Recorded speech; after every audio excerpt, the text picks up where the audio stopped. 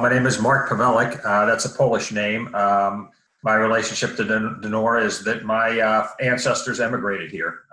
They came to Donora primarily for work, looking for jobs from where they came from, which was Poland, and so that's my relationship to Donora. Donora is not a very large town geographically. It's roughly 2 miles by 2 miles, and the Smog Museum happens to be right in the center of town.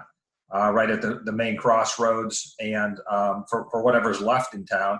But it's the Museum of the Donora Historical Society.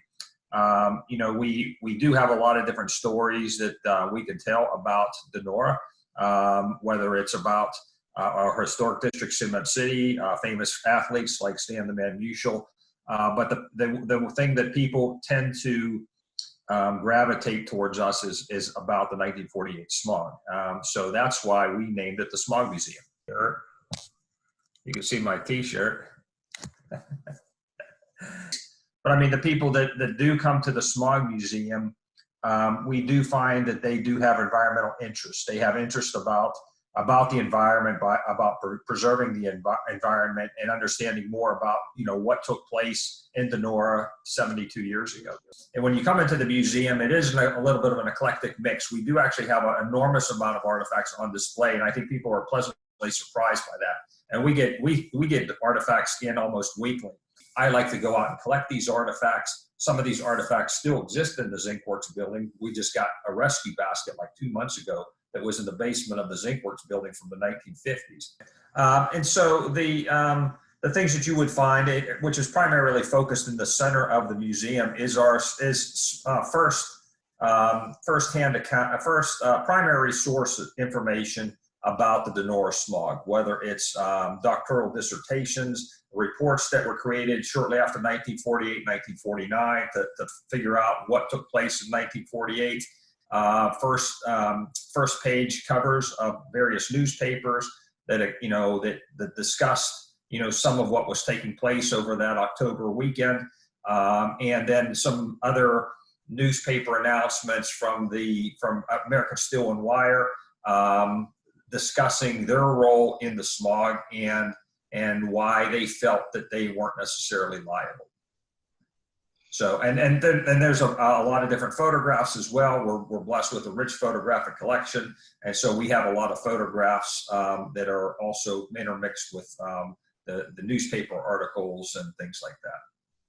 We did a documentary locally within Pittsburgh called Rumor of Blue Sky. So we have the uncut videos that were used to make that video. So so that video is really only maybe 54 minutes long, but we probably have 16 to 18 hours of footage from the people that were interviewed to produce that, which was probably a good 15 years ago now. So the 25 people that were interviewed, probably 20 of them or more are deceased. So that's a valuable resource for us. We do have home movies that were taken as part of different eras of the steel mill, some of which included the raising of the Zinc Works in 1957.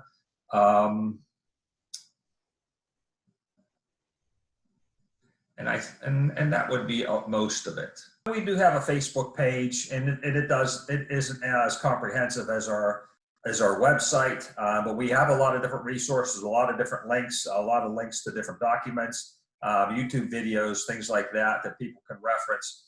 But we do have a lot of other information that we simply share, through scanned images of these newspaper articles and scanned documents that we've done in the past, photographs and things like that. So, in our pre-discussion that we had a couple of days ago, you mentioned to me that in terms of some of the events that you're doing and the partnerships you have, that you partnered in the past with GAS, the Group Against Smog and Pollution, to do walking tours, a smog tour.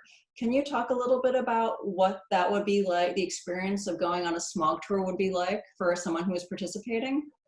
Well, we do walking tours of different types in Donora, so unrelated to the smog. So this was a unique one for us.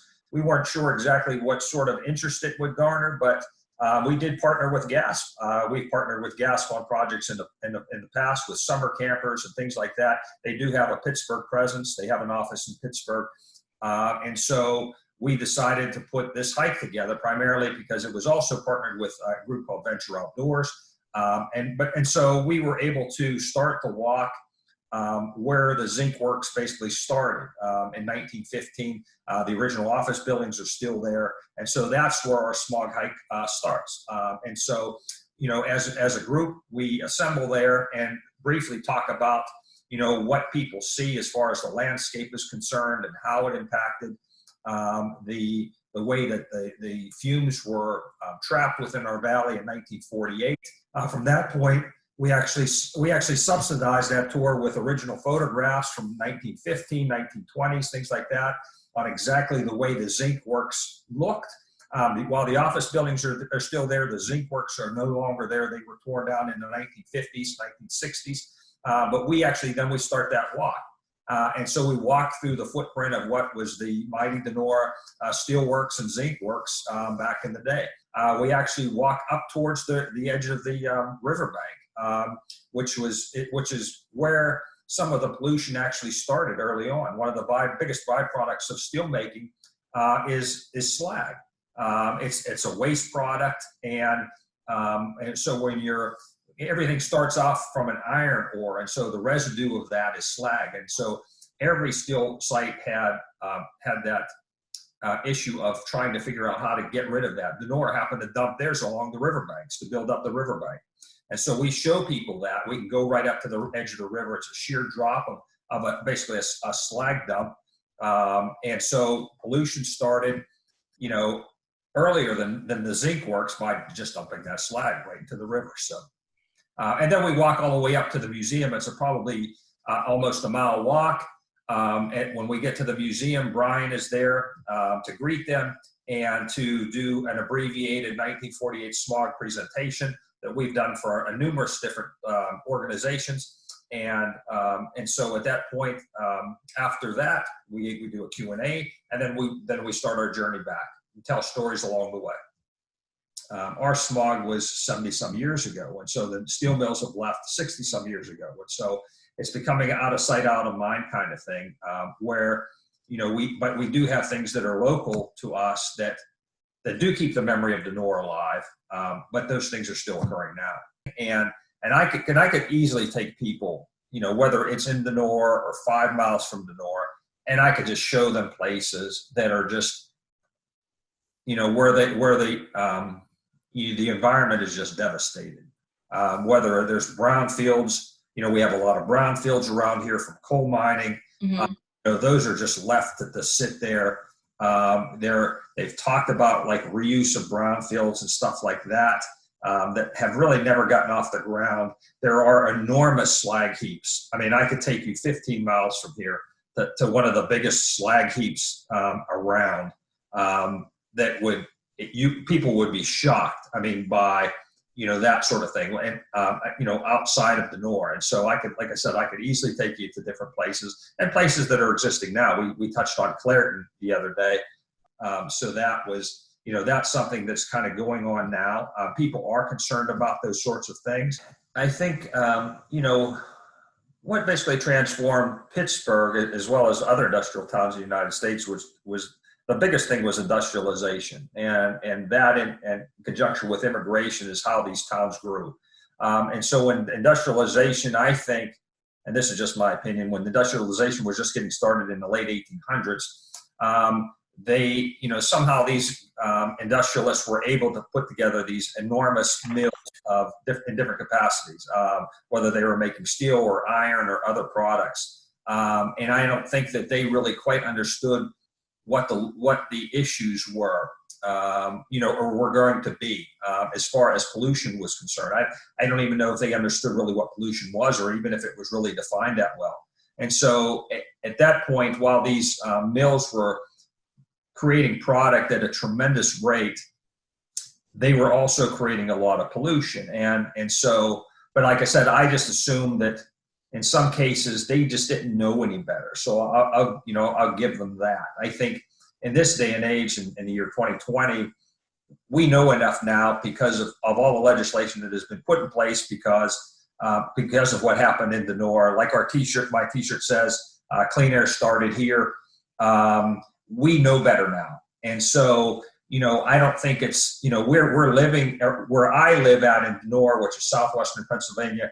We're living with the scars that were created by our grandfathers and great grandfathers. The scars of on how the landscape has been devastated in some cases. Some of the pollutants that are in our grounds now are going to be there for thousands of years. I don't think as a society we have that right to do that sort of thing to the environment, whether that's the land, the air, or the water. So I think for me, that's, I don't think we want to leave those scars and leave those legacies for our future generations. And I think that whether we're talking about the 1948 smog, whether it's climate change, it's anything like that is contributing to the degradation of our planet. And like the one saying goes, there's no planet B. So this is the only planet that we have. And I think it's not about us, it's about future generations. So for me, that's how I draw the parallels.